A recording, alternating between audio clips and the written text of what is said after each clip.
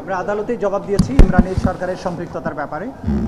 আমরা যেটা বলেছি যে শাপলা চত্বরের গণহত্যার পটভূমি তৈরি করেছিল গণজাগরণ মঞ্চ, এবং শুধু তাই নয়, এই গণজাগরণ মঞ্চ বাংলাদেশের সংখ্যাগুরু যে মুসলিম সম্প্রদায় তাদের কৃষ্টি কালচার সংস্কৃতির বিরুদ্ধে দাঁড়িয়েছিল, এবং হেফাজতের কর্মীদেরকে হত্যাকাণ্ডের সময় এই গণজাগরণ মঞ্চের কর্মীরা নেতাকর্মীরা সশরীরে অংশগ্রহণ করেছে বলে আমাদের তদন্ত সংস্থার কাছে তথ্য প্রমাণ পাওয়া গিয়েছে। এর বাইরে ইমরানের সরকার গণজাগরণ মঞ্চের মুখপাত্র হিসাবে সে নিজে সরকারের যে সমস্ত ঊর্ধ্বতন কর্তৃপক্ষ, প্রাইম মিনিস্টার থেকে শুরু করে স্বরাষ্ট্রমন্ত্রী, র্যাবের প্রধান এবং পুলিশের কর্মকর্তাদের সাথে বিভিন্ন সময় বৈঠক করে এই শাপলা চত্বরে যে পরিচালিত অভিযান ছিল সেটির পরিকল্পনায়ও তিনি অংশগ্রহণ করেছিলেন। সে কারণে তার বিরুদ্ধে আমরা গ্রেপ্তারি পরোয়ানা চেয়েছি এবং সে বিষয়টা আমরা আদালতের কাছে স্পষ্ট করেছি।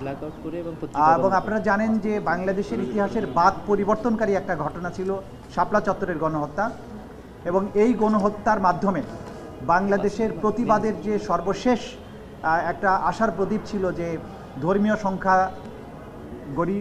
গরিষ্ঠ যে সমস্ত সম্প্রদায় তারা তাদের ধর্মীয় অধিকারের ব্যাপারে যে সোচ্চার ছিল এই তদানীন্তন ফ্যাসিস্ট সরকারের বিরুদ্ধে, তা কিন্তু চিরতরে স্তব্ধ করে দেওয়া হয়। এবং যাদেরকে হত্যা করা হয় তারা অধিকাংশই ছিল মাদ্রাসার ছাত্র এবং ইয়েতিম, শিশু, কিশোর, কোরআনের হাফেজ, এই ধরনের মানুষ।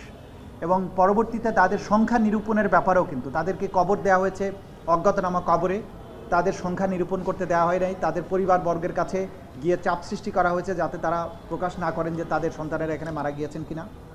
এবং অধিকারের মতো একটা মানবাধিকার সংগঠন যারা এই সংখ্যাটা প্রকাশ করেছিল, এইটার দায়ে অধিকারের প্রধান নির্বাহী আদিলুর রহমান খানকে কারারুদ্ধ করা, তাকে সাজাও দেওয়া হয়েছিল। এই জাতীয় নির্যাতন এগুলো করা হয়েছিল সেই সময়। এটা বাংলাদেশের ইতিহাসের অন্যতম আলোচিত মানবাধিকার লঙ্ঘন এবং মানবতা বিরোধী অপরাধ।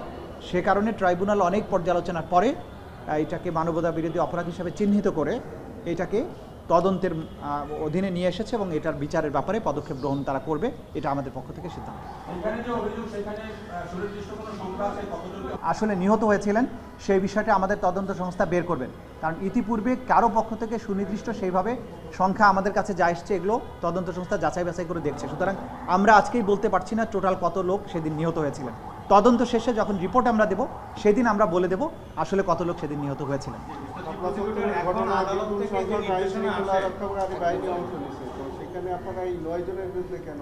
আপনারা জানেন যে ক্রাইমস এগেনস্ট হিউম্যানিটিতে প্রধান কাজ হচ্ছে আমাদের কমান্ড স্ট্রাকচারকে ধরা, যারা সেই সময় কমান্ড করেছিলেন। আপনারা জানেন যে প্রাইম মিনিস্টার পার্লামেন্টে পরবর্তীতে বলেছিলেন যে এরা রং মেখে শুয়েছিল। তার মানে এটা তিনি জানতেন, জানার পরেও তারা এই ধরনের তুচ্ছ-তাচ্ছিল্য করা তার নির্দেশ এবং পরিকল্পনায় এটা হয়েছিল। স্বরাষ্ট্রমন্ত্রী, স্বরাষ্ট্র প্রতিমন্ত্রী, আইজিপি, র্যাবের প্রধান, এডিজি অফ, পুলিশের ঊর্ধ্বতন কর্মকর্তারা তারা প্ল্যান করে এটা করেছিলেন। হাজার হাজার সদস্য অংশ নিয়েছে সঠিক, কিন্তু মানবতা বিরোধী অপরাধের বিচার করার জন্য আমাদের লাগবে কমান্ড স্ট্রাকচার। কারা নির্দেশ দিয়েছিল, কারা বাস্তবে ফিল্ডে থেকে কমান্ড করে এই কার্যটা করেছিল।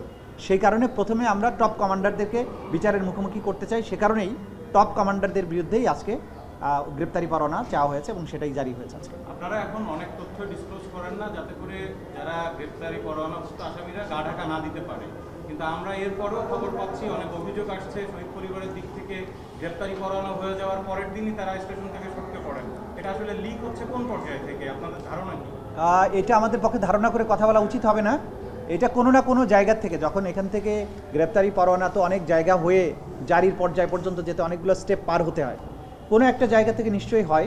সেই ব্যাপারে আমরা নিজেরা তদন্ত করছি, খোঁজখবর রাখছি, চেষ্টা করছি এটাকে রোধ করার জন্য। সেই ব্যাপারে আইন শৃঙ্খলা রক্ষাকারী বাহিনীর ভূমিকাকে প্রাধান্য দিতে হবে, কারণ এটা রোধ করার ব্যাপারে তাদের ভূমিকাটা অন্যতম প্রধান। এই ব্যাপারে তাদের দৃষ্টি আকর্ষণ আমরা করেছি এবং আমাদের পক্ষ থেকে যতটুকু করা সম্ভব নিশ্ছিদ্র করা সেটার কাজও আমরা করে যাচ্ছি, চেষ্টা করে যাচ্ছি। এবং আমরা আগের মতোই বলছি যে অনেক কিছুই আমাদের নিয়ন্ত্রণের মধ্যে নেই, সে কারণে আমরা অনেক কিছু রোধ করতে পারি না। তারপরেও আমাদের সর্বাত্মক চেষ্টা আছে যাতে এটা প্রকাশিত না হয়। Thank you.